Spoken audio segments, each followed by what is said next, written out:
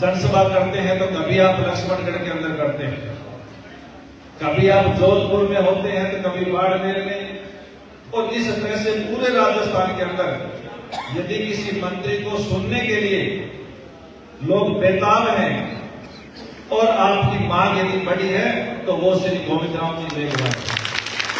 इस तरह का मेरे प्रस्ताव खाजूवाला के लोगों ने दिया है, मैं आप सबका धन्यवाद करना चाहता हूं और आप लोगों को आगे के लिए भी ये निवेदन करना चाहता हूं कि इस तरह का प्रयास आप लोगों का लगातार जारी रहेगा और जो आपने कामों की अब की बार राजस्थान के पहले मुख्यमंत्री जिन्होंने ये कहा कि आप मांगते मांगते थक जाओगे, मैं देते देते नहीं थकूंगा,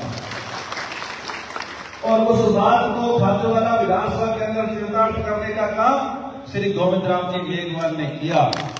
पिछले 50 सालों में जितने विकास के काम हुए उसके बराबर पिछले 5 साल के अंदर विकास के काम हुए हैं, ऐसा रिकॉर्ड बनाने का काम श्री गोविंदराव जी मेघवाल ने किया है।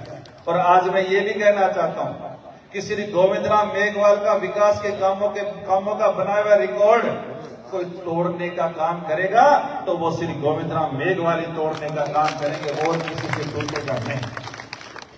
राजस्थान में यशस्वी मुख्यमंत्री श्री अशोक गहलोत साहब की योजनाएं, जिनको गायक कलाकार साथियों ने गायन के माध्यम से सुनाया, और आज पूरे देश के अंदर, देश ही नहीं विश्व में जिस चिरंजीवी योजना का जिक्र गायक कलाकार साथी ने कहा है, ऐसी योजना देश की बात छोड़ो विश्व के अंदर भी कहीं नहीं है। जो विकसित देश है हो सकता है उसके अंदर इस तरह की बीमा पॉलिसी हो, लेकिन उनका प्रीमियम बहुत ज्यादा है। यहाँ बिल्कुल फ्री में सभी की चिरंजीवी योजना है।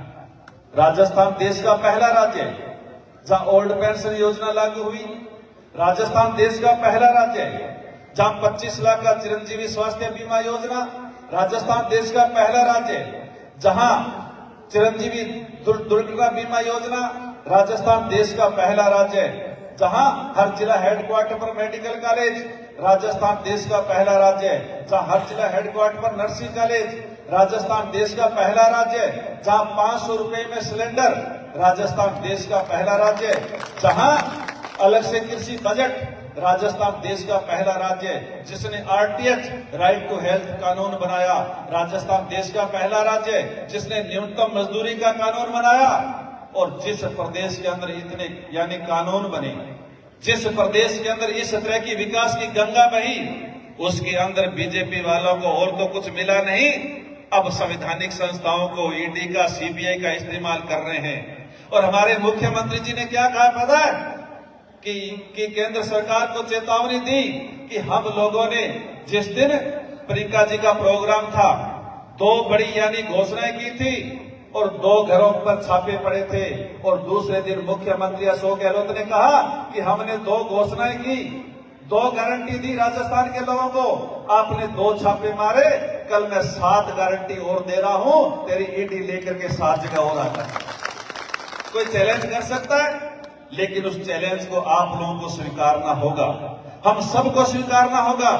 जिस तरह से संवैधानिक संस्थाओं को खत्म करने का काम किया जा रहा है, जिस तरह से संविधान को खत्म करने का काम किया जा रहा है, बाबा साहब अम्बेडकर के संविधान की एक खूबसूरती है कि 5 साल बाद जनप्रतिनिधि आपके बीच में आता है और आपके बीच में दोबारा सर्टिफिकेट मांगने की बात करता है कि आप मुझे विधानसभा के अंदर। ये किसकी खूबसूरती है? ये इस देश के लोकतंत्र की खूबसूरती है और ये संविधान की खूबसूरती है। उस संविधान को खत्म करने का काम कर रहे हैं। इस देश के अंदर जिन महापुरुषों ने संघर्ष किया, संघर्षों के बाद जो संविधान बनाया, उस संविधान को बदलने की बात करते हैं।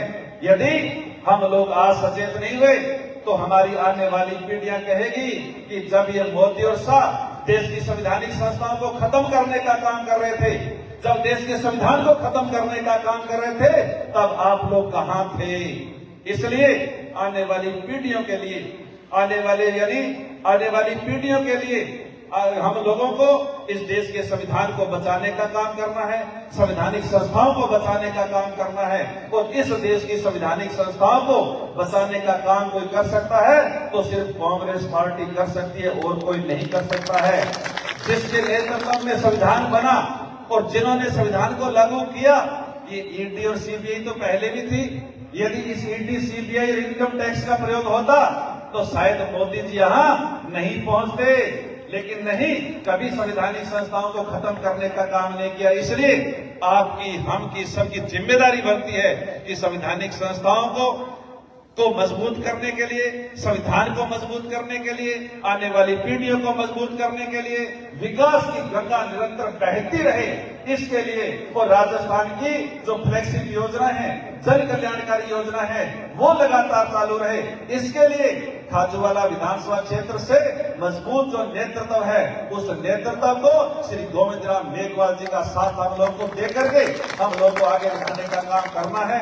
आप लोगों को मजबूती से, आज कार्यकर्ताओं की मीटिंग है, आपको मंत्री जी आगे के लिए काम भी देंगे, बुलावनी भी देंगे, किस तरह से आप लोगों को पोलिंग बूथों पर, पंचायतों पर काम करना है। तो इसलिए मैं आप लोगों का ज्यादा समय नहीं लेते हुए, जैसा कि स्टेज संचालक महोदय ने बताया, सूरतगढ़ विधानसभा क्षेत्र से आपके यानी आशीर्वाद से, आपके प्रयासों से मुझे भी सिंबल का ऐलान हुआ है, टिकट का ऐलान हुआ है।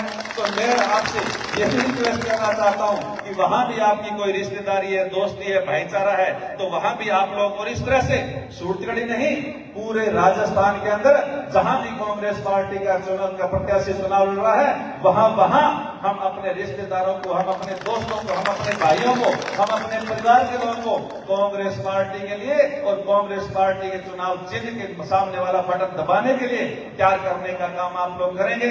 बहुत बहुत धन्यवाद। जय हिंद, राम राम साहब।